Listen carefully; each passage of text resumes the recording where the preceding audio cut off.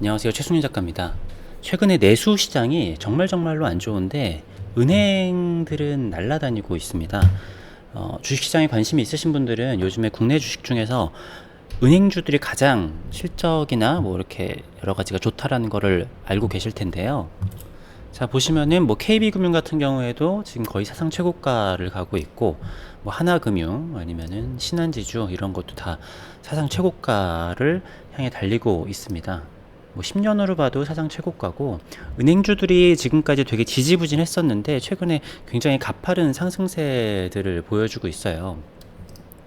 그래서 뉴스를 보면은 5대 금융이 상반기 이익이 11조로 역대 최대치라고 합니다. 그래서 21년부터 22년, 23년, 2024년까지 은행들이 벌어들이는 돈이 어마어마하게 늘어나고 있습니다. 근데 자, 우리나라 주요 기업들의 성과들을 보면은요. 자, 삼성전자나 SK 하이닉스 같은 경우에는 뭐 매출액도 엄청나게 크고 영업이익이 뭐 10조 원이 넘어서고 이러기는 하는데, 삼성전자랑 SK 하이닉스는 사실 내수용 기업이라고 보기가 어렵죠. 뭐 현대차도 기아차도 마찬가지고요. 이제는 뭐 사실 글로벌 기업이라고 봐야 되는 건데, 자, 중요한 거는 우리나라 대표 내수 기업이라고 하면 뭐가 있을까요? 뭐 네이버와 카카오일 텐데, 자, 카카오와 네이버의 영업이익 추정치가 각각 9.5에서 3.2% 하향 조정됐다라고 합니다. 자, 그래서 네이버에서 실적 발표한 거를 한번 보면은요. 자, 요게 자, 24년 1분기에 439억 정도의, 아니면 4,390억일 수도 있을 텐데, 여기 매출액이 10억 원 단위라고 하니까 요게 4,390억 원 정도 되겠네요. 네이버가 그러니까 우리나라에서 내수로 하는 데 중에서는 거의 제가 봤을 때는 뭐 쿠팡이나 네이버 이 정도가 1등일 것 같은데, 은행의 이익이랑 비교를 해보면은, 자, 분기당 1조 원씩 넘는 순이익들을 거두고 있고, 상반기에만 11조, 분기로는 거의 한 6조 원이 넘는 실적을 내고 있는데, 이 얘기는 뭐냐면은 우리나라 내수 1등이 은행이라는 겁니다.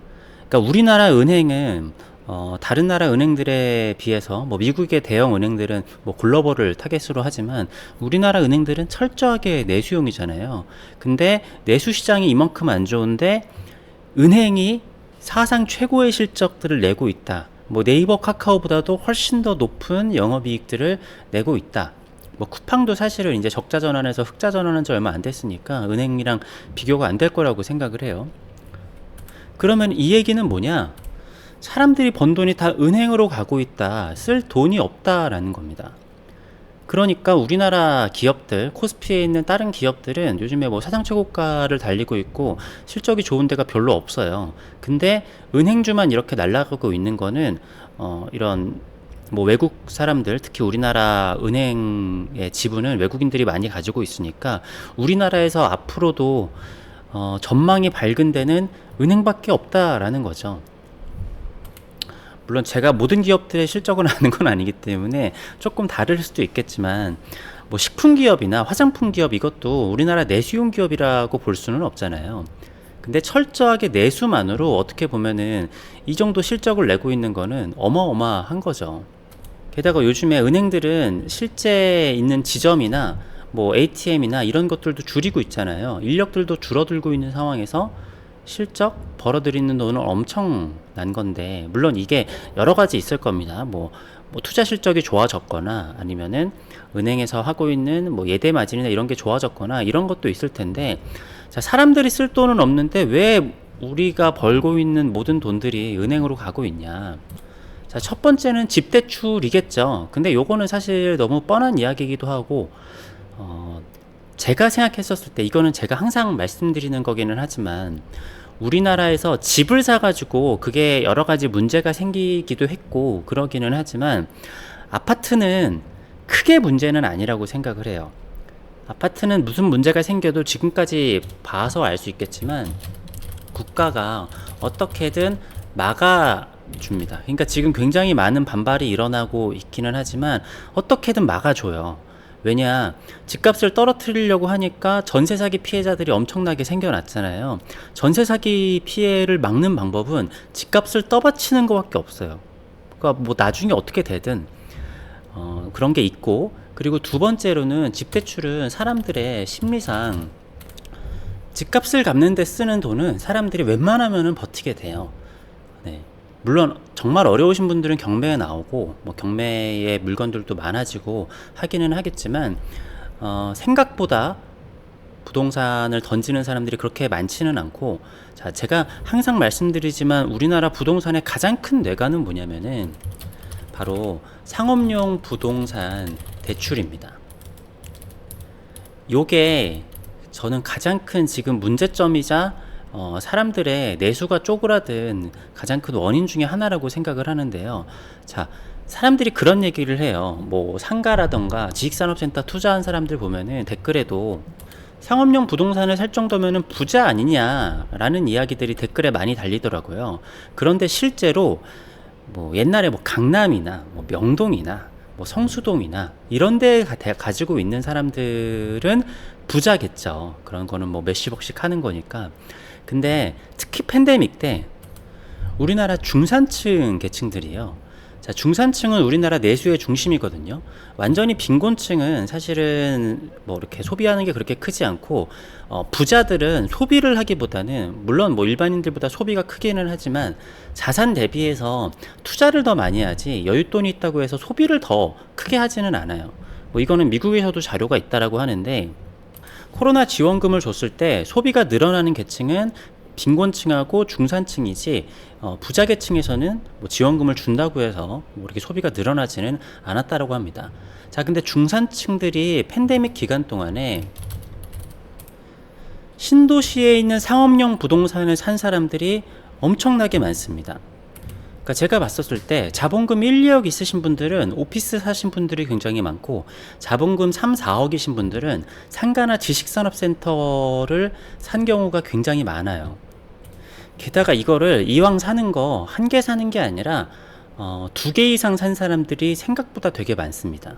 그러니까 저는 제가 상가를 하나 샀잖아요. 신도시 상가를 샀는데 이거를 제 작업실로 쓰려고 하는 거기 때문에 그냥 이거를 뭐 더 살 수도 있었겠지만 그냥 하나만 샀는데, 주변에 사신 분들 얘기를 들어보면은 한 개만 산 사람들은 사실 거의 없더라고요. 2개 이상 사신 분들이 되게 많습니다. 근데 이게 부자들이 아니라 그냥 우리나라의 중산층 계층들이 상업용 부동산을 산 게 굉장히 많은데, 제가 봤었을 때는 팬데믹 기간 동안 못해도 10만 명 이상, 그러니까 10만 가구겠죠? 10만 명, 20만 명 이상, 그러니까 수십만 명, 그러니까 어마어마하거든요. 특히 옛날 신도시나 그런 걸 생각하면 안 돼요.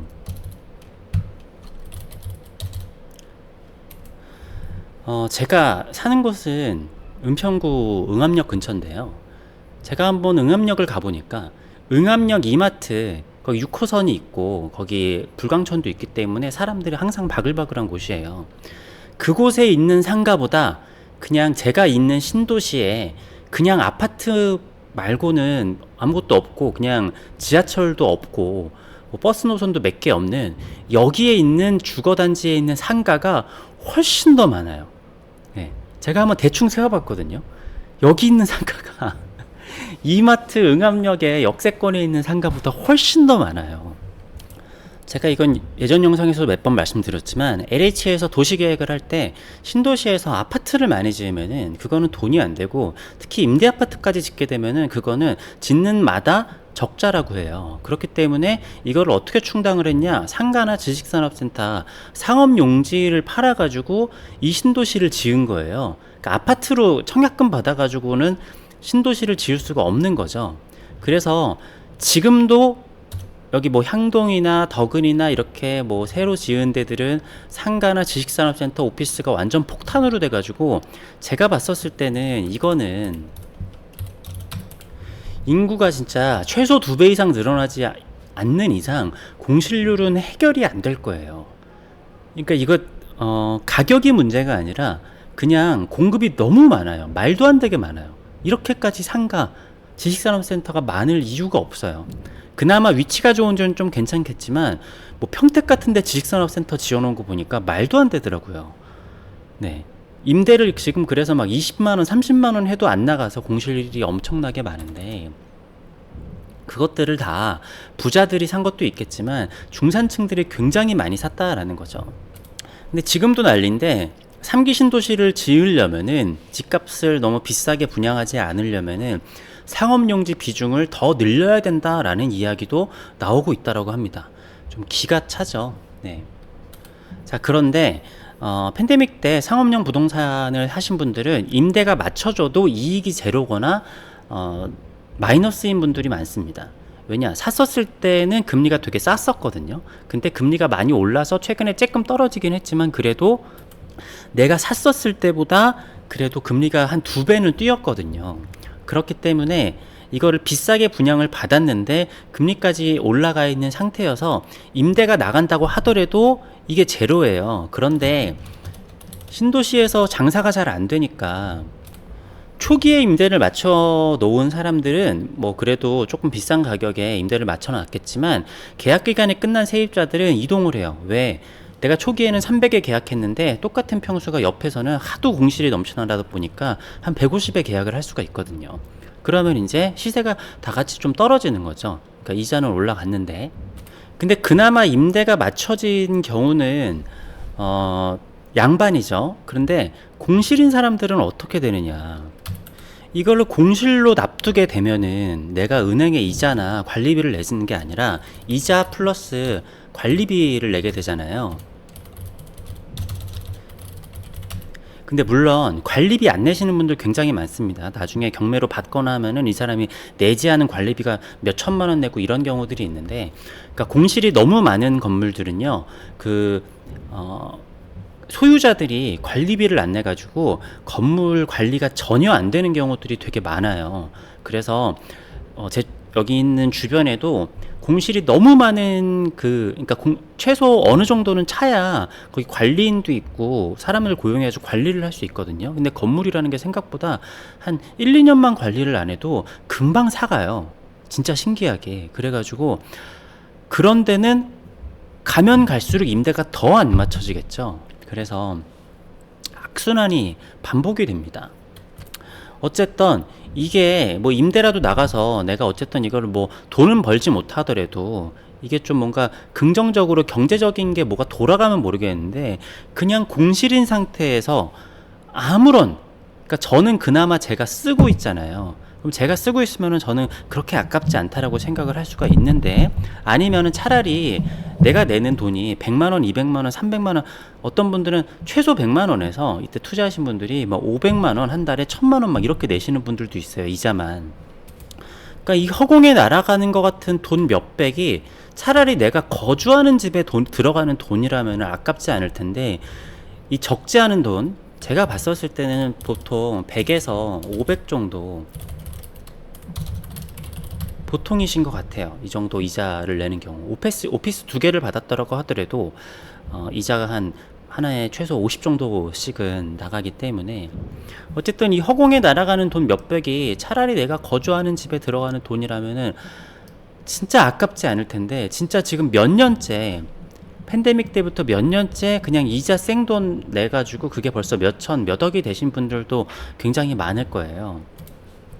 또 이런 얘기를 하면은 그럼 싸게 내놓으면 되지 않냐. 예, 그래서 네, 초반 한 1, 2년 정도는 사람들이 버티거든요. 근데 더 이상 못 버티고, 그러니까 중요한 거는 가격이 문제가 아니라, 가격도 문제기는 하지만 너무 많아요. 공급량이 너무 많아요. 이거는 어떻게 부동산 경기가 살아나고 우리나라 경기가 호황 할아버지가 와도 채울 수 없는 개수예요. 말도 안 돼요. 서울의 역세권에보다 상가 개수가 제가 봤을 때는 최소 2배 이상 많아요. 네, 절대로. 그리고 가격도 역세권만큼 받아야 이자가 나오게 되는데, 그러니까 중산층들이 내수에 써야 할 돈을 은행에 고스란히 가져다주는 상황이 벌어지고 있는 겁니다. 물론 안 갖고 계신 분도 많겠지만 제 얘기는 팬데믹 때 상가나 상업용 부동산에 투자한 중산층들이 급격하게 늘어났었다라는 이야기예요. 그럼 이거 어떻게 하냐? 경매해도 안 팔려요. 네, 경매해도 제 값에 반의 반도 못 받을 겁니다. 그러니까 제가 보니까 강남 같은 데가 원래 내놓은 가격이 한 60%뭐 이런 식으로 낙찰이 됐다고 그러는데 그건 강남이고요. 네, 신도시의 이런 것들은요, 안 됩니다. 네. 요즘에 신도시 부동산 거 검색해 보시면은 상업용 부동산 매물이 많이 줄었는데, 매물이 줄어든 게 아니라 몇 년째 올려놔도 안 나가니까 그 광고비 어차피 나가봐야 뭐 문의도 없으니까 그냥 내려놓은 겁니다.